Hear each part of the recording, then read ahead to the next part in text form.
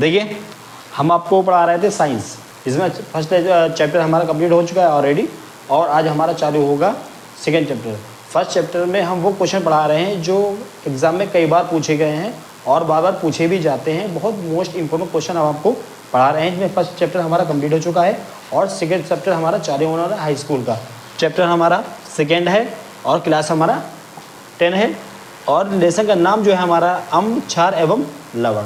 Okay, question number 3 हम आपको बताने वाले हैं। बहुत मज़ा आएगा, बहुत अच्छे तरीके से बताएंगे, बहुत इजी समय में आएगा। वीडियो को स्किप मत कीजिएगा, बहुत अच्छा लगेगा आपको। देखिए क्वेश्चन नंबर 3 दिया हुआ है, उदासीनीकरण अभिक्रिया क्या होती है? उदाहरण 2 उदाहरण दीजिए। उदासीनीकरण अभिक्रिया पूछ रहा है, उदासीनीकरण अभिक्रिया और इसके 2 उदाहरण पूछ रहा है। तो देखते हैं। देखिए मैं आपको बहुत इजी भाषा में बता रहा हूँ कि जब अम्ल और क्षार, अम्ल जो होता है हमारा स्वाद में खट्टा होता है, क्षार जो है हमारा हल्का सा नमकीन होता है।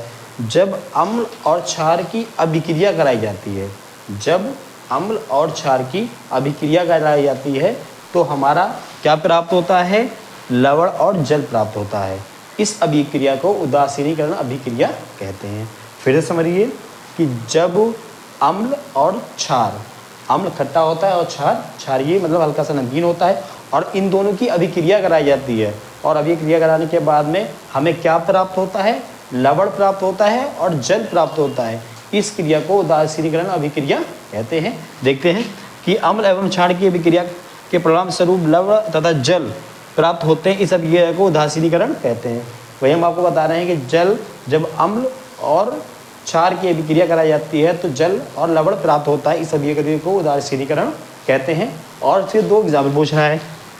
उदाहरण दिया हुआ, सोडियम हाइड्रोक्साइड तथा हाइड्रोक्लोरिक अम्ल की अभिक्रिया कराना है। किसकी कराना है? सोडियम हाइड्रोक्साइड और तथा हाइड्रोक्लोरिक अम्ल।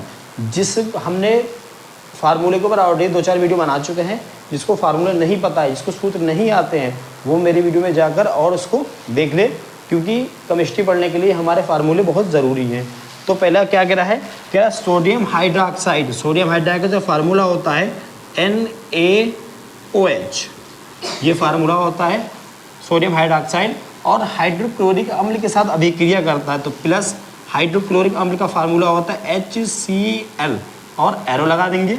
ठीक है, तो N यहाँ से उठा लेंगे, N यहाँ से ले लिया, और Cl यहाँ से भी लिया, तो क्या बन गया हमारा? Sodium chloride, sodium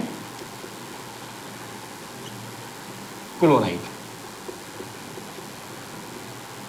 okay, plus और देखें क्या बनेगा, यहाँ पर OH है और यहाँ पर एक H है, यानी कि एक हाइड्रोजन ये है, एक हाइड्रोजन ये, 2 हाइड्रोजन और एक ऑक्सीजन, 2 हाइड्रोजन और एक ऑक्सीजन मिलकर क्या बनाते हैं? जल बनाते हैं। जल का फार्मूला क्या होता है? H2O। क्या फार्मूला होता है? H2O। इसका मतलब है 2 हाइड्रोजन और एक ऑक्सीजन। देखते हैं कि एक हाइड्रोजन तो यहाँ पे है और एक हाइड्रोजन यहाँ पे, 2 हाइड्रोजन हमारे पास है और एक ऑक्सीजन, तो हम क्या बना देंगे? जल बना देंगे, H2O। ये हमारी रिएक्शन कंप्लीट हो गई। आए दूसरी देखते हैं। बैलेंस देखते, बैलेंस तो पूरी है, यहाँ पे भी है, यहाँ पे भी Na है, Cl एक यहाँ पे, Cl एक यहाँ पर, हाइड्रोजन 2 यहाँ पे, तो हाइड्रोजन 2 यहाँ पे, ऑक्सीजन यहाँ पे, तो ऑक्सीजन यहाँ पर। अब देख रहे हैं पोटेशियम हाइड्रोक्साइड तथा हाइड्रोक्लोरिक अम्ल की अभिक्रिया कराई जाती है। 2 पूछ रहा है कि 2 उदाहरण देना है, तो एक तो हम बता चुके हैं। कह रहा है पोटेशियम हाइड्रोक्साइड, तो पोटेशियम हाइड्रोक्साइड का फार्मूला होता है, पोटेशियम को प्रेजेंट करते हैं K से, KOH। पोटेशियम हाइड्रोक्साइड की अभिक्रिया किससे कराना? हाइड्रोक्लोरिक अम्ल के साथ में, HCl के साथ में कराना है। अब वही करेंगे, यहाँ से K ले लेंगे, यहाँ से K ले लिया और यहाँ से Cl उठा लिया, तो क्या होगा? KCl। इसको लिखेंगे पोटेशियम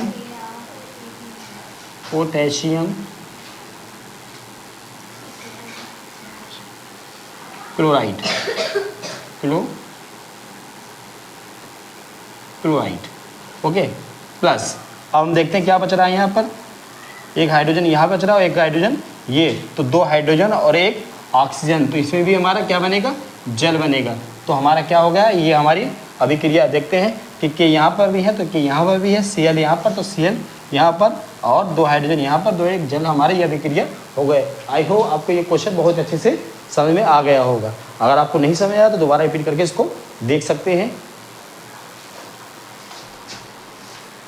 देखिए क्वेश्चन नंबर 5, क्वेश्चन नंबर 3 बता चुके हैं, क्वेश्चन नंबर 5 है क्या होता है जब केवल रासायनिक समीकरण देना है।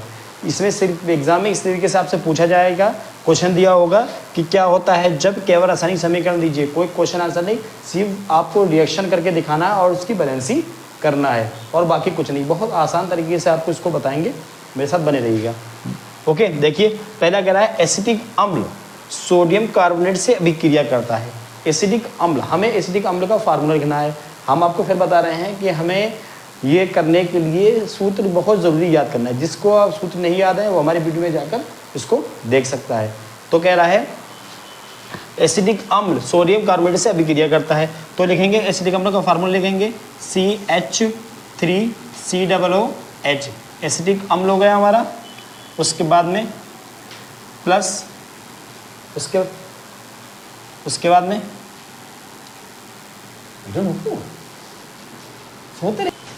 देखिए एसिडिक अम्ल हो गया क्या, सोडियम कार्बोनेट। सोडियम कार्बोनेट का हमारा फार्मूला होता है Na2 और CO3, ये होता है। इसकी रिएक्शन हमें करवाना है। इसकी एसिडिक अम्ल CH3COOH, एसिडिक अम्ल और सोडियम कार्बोनेट NO2CO3 की अभिक्रिया कराना है।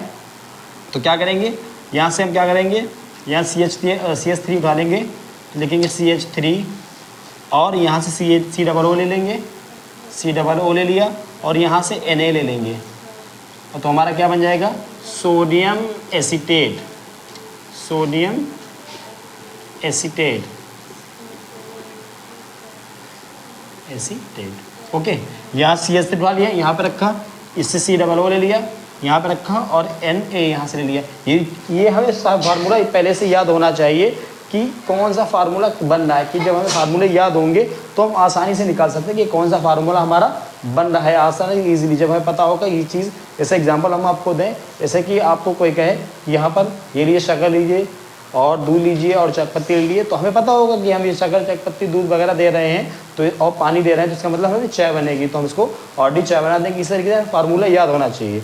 देखते हैं फिर उसके बाद में कह रहा है सोडियम एसीटेट प्लस, अब क्या रह गया है, अब यहाँ से देखेंगे H, यहाँ पर हमारा क्या बचा है, H बचा है और यहाँ पर देखिए अब यहाँ से H बचा रहा है हमारा, और ये यहाँ से H और यहाँ से ऑक्सीजन लेकर हम क्या बना देंगे, जल बना देंगे H2O। ओके, उसके बाद में यहाँ पे हमारा कार्बन बच रहा है तो प्लस C, ये कार्बन C ले लेंगे, ऑक्सीजन 2 लेंगे। ऑक्सीजन यहाँ पे कितने बचे हैं हमारे पास, एक कार्बन है, 2 3 ऑक्सीजन है, तो दो ऑक्सीजन इससे लेंगे और एक कार्बन उठाकर हम क्या बना देंगे, कार्बन डाइऑक्साइड गैस निकाल देंगे। अब देखेंगे बैलेंसिंग हमारी पूरी है या नहीं है, तो देखेंगे CH3 यहाँ पर CH3 पूरा है, फिर इसके बाद देखेंगे COO, तो यहाँ पर COO। ओके, फिर कह रहा है यहाँ पे Na, और यहाँ पे देखते हैं Na हमारे पास कितने हैं, 2 हैं, और यहाँ पे Na कितना है, 1 है, तो हम क्या करेंगे यहाँ पे 2 लगा देंगे।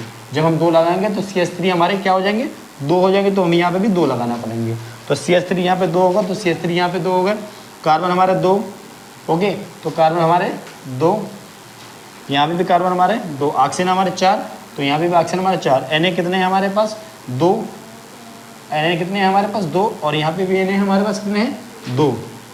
उसके बाद हाइड्रोजन क्या देखते, 2 यहाँ पे है, तो हाइड्रोजन 2 यहाँ पर हो गए। ऑक्सीजन अब यहाँ पर इतना हमारा ये कंप्लीट हो गया।